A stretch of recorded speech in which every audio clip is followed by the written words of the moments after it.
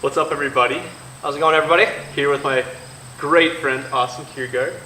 Thanks for having me. We had a pretty cool hunt last weekend. We actually we did the same hunt with you back in July. Yep. You drew a prairie elk tag, which is an early season tag. It starts in mid-July and it goes until the end of August. Yep. Now, we did it in July. We didn't have a whole lot of luck. We saw one little bull. We did, yeah, And right then away. we went back here on the last several days of the season. So awesome. Why don't you tell us a little bit about your experience? This is your first elk hunt.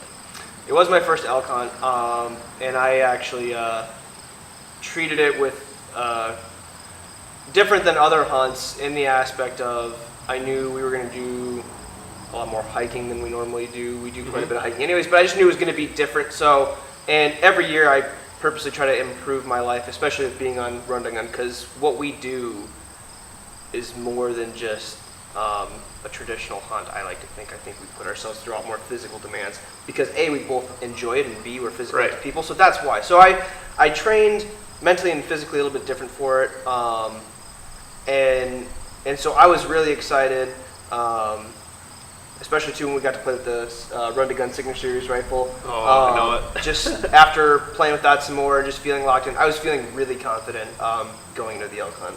Yeah. And so we had 5 total days of hunting. Yep. And the last 2 days of the season, we went out and we basically went to a spot where I had hunted with Zach last year, and my dad the year before to help them get their first elk as well. And so you talk about feeling confident. I was feeling confident going in to that situation as well because we have seen a ton of elk there. Yep. And we went back on the second trip and it was replicating our same 3 days in July. We did not see much of anything. No. And all we needed was one cow. Just one cow. And it was motivating when we went out because it was like the first day that we went. So the very first, in July when we went out the first time, we saw that bull towards the end. Yep. And we were kind of excited because we saw, a few other things moving around. So we thought more were going to be coming out. And then the next day we didn't see anything. And then we had hopes. And so, yeah, it was a little different. Yeah. And so, we come back on that hunt. Season is now closed. Yep. And come back empty-handed.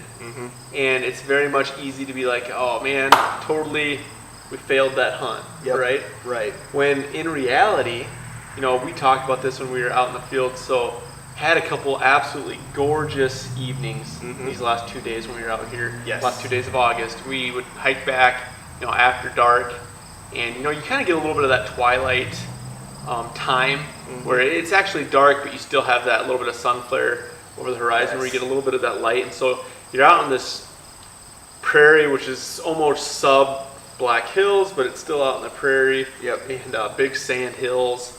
And it is absolutely gorgeous. It's beautiful. And it just gives you, and again, we talked about this when we were out in the field, gives you time to reflect and just kind of think about things. And like Jordan said, it's easy to have the mindset to walk away with a failed hunt, so to speak. But really, there's a lot to be gained from it.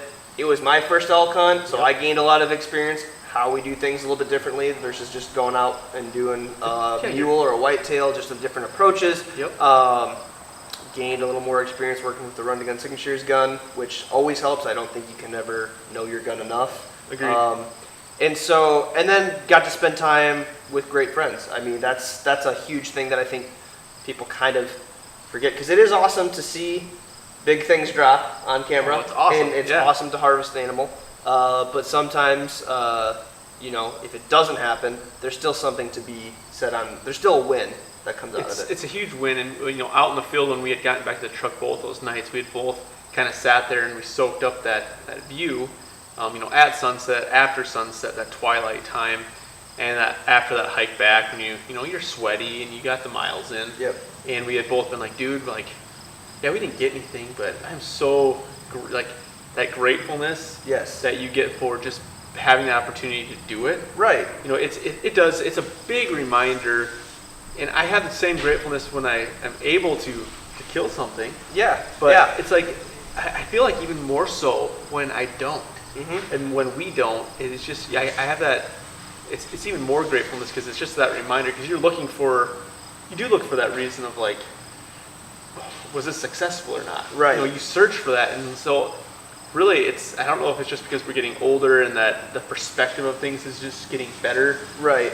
With more hunts and the appreciation of just being out there, but just a total gratefulness of getting back to that truck and just, dude, what a gorgeous night. I got to be out here. Yep. I got to hike and put on miles. I got to Yes. sweat. Yep. I got to tear up my feet in my new boots. Like, Yep. all those little things that, dude, it's not my right to have those things. Right, yeah. It's not my right to be able to hike.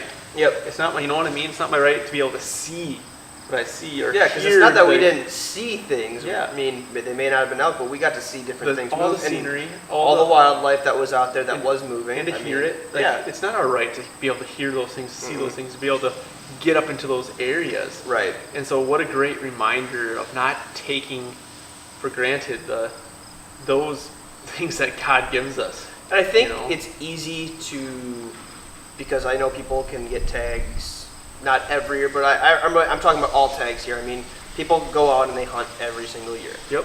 You Okay. find something to do. And you see people, again, getting their kills every single year. But it doesn't always work that way. I mean, like you said, when I was younger, I would have been super upset if I never came back home with a deer. I'd be, Well, even look back to your muzzleloader hunt back. Was that season 2 or 3? I think it was season 3. I think it was season 3. Like, Yep. yeah, you were like, we were super pissed that Yep. you didn't get that dumb doe with the muzzleloader. Yeah, I know. You know what I That mean? was Like, a look at- bummer because we found a blood trail, Right. found her, and then, yeah. But look at the maturity difference, even in just how far we've come in our own Right. We've learned to mentality. appreciate the moment. I think it's something that does kind of develop over time. The more you hunt, or the more experience you gain, and just in anything. And again, it doesn't happen like you don't get something every single time. I know recently you had made a post and we had talked because last weekend you went out and you had a deer hunt and you had, I think, a similar experience, correct? Yeah, exactly. So you finished up on Friday, was the last day of your season. Yep. You came back east. I stayed out west for another several days and hunted archery deer. And me and Matt had actually found a deer that, hey, this deer is, we'd shoot it with our bow. We're given the opportunity. And I found that deer on Saturday. I didn't have a stock on him. Found him again because he was with like 8 other bucks. Yep. And then Sunday I found him again, and he was all by himself bedded up in this area that he was in a killable spot, which is huge for mule deer spot and Right. stock with the bow. They got to be in a good spot that you can get in on them.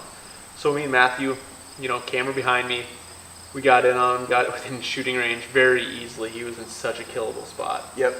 And got there, got my arrow in, it was nice and calm, ready to go, got a good range on him, and shot, and my up and down was absolutely perfect. And I had missed just to the right, and I literally, like, when I shoot, I never miss to the right. I always miss, like, if I shoot a little bit, it's always like an inch or two to the left. Gotcha. And so I was like, what the heck? And then I stood up where I shot, because I shot across this little canyon. And I just didn't realize how much of a crosswind there was rolling through there. Yep. You know what I mean? And I'm like, oh, like, didn't allow for the wind, and like right away I knew what I did wrong. Didn't allow for the wind. Easily, like, several years ago, I would have just been like, I lost sleep over missing the deer that I wanted to shoot. And like, I was still, don't get me wrong, I was still bummed. Yep. But I wasn't like pissed off. Right. I feel like I failed. It was just one of those, oh, this is what I did wrong. Yep. Totally learned from it. Yeah, there was Like, the win. There was a learning.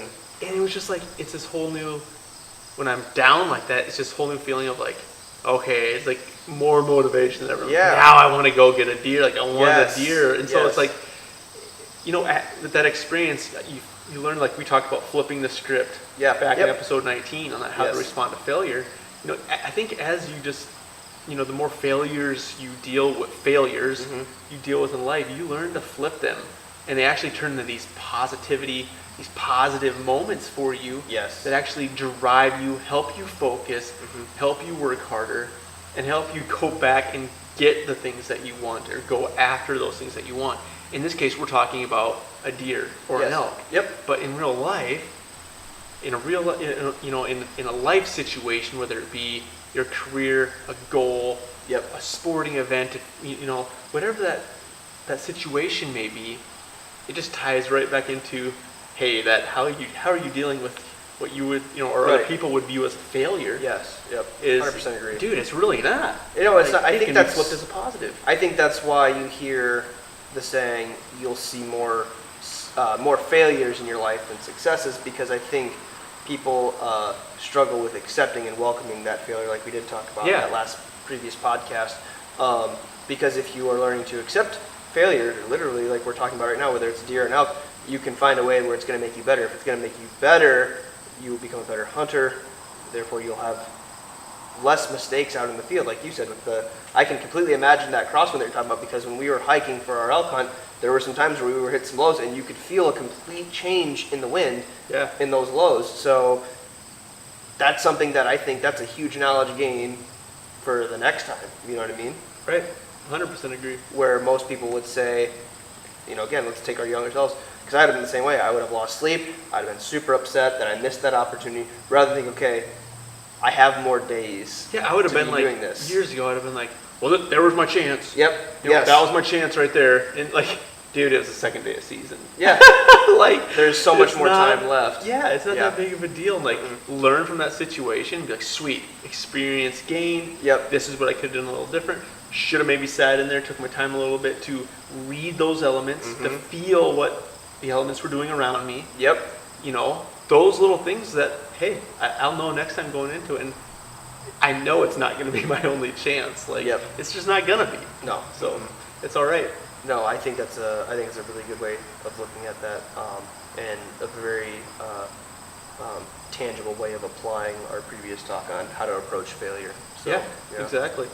Great little, how we tie in experiences in our life into, other realms of our lives or your life. It's like we like to make things very tangible. And we use experiences here to help us with experiences over here in our life. Yes. And I hope you guys can do the same when you start learning and applying these different aspects in your life, that you can use anything in your life to learn and apply elsewhere. So I hope you can take our first couple hunts of the year and take something from it to help you learn. Thank you for joining in today. Thanks, guys.